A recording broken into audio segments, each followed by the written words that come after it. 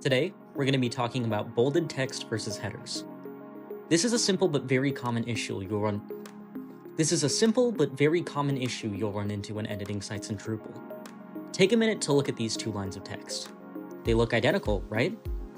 However, by clicking the edit button, we can see that these two texts are very different. As we can see, the top line of text is actually a header 6, giving it the same appearance as normal bolded text.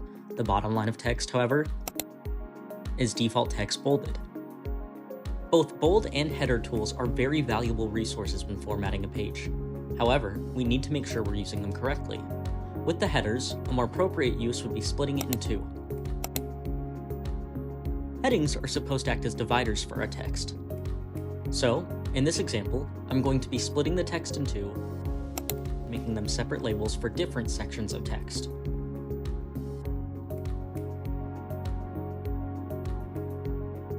Immediately, we're using our headers much more appropriately. For the bold text, however, it's important to note that for people using screen readers, anything bolded will be shouted at them. If we have a line of bold text just like this, it can get really overwhelming for those using screen reader tools. Instead, what we should do is pick out a few keywords and bold those instead. Note the difference here.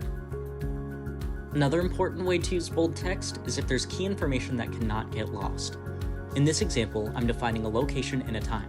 We wouldn't want any of our users to miss this information. And just like that, you have a much more accessible body of text.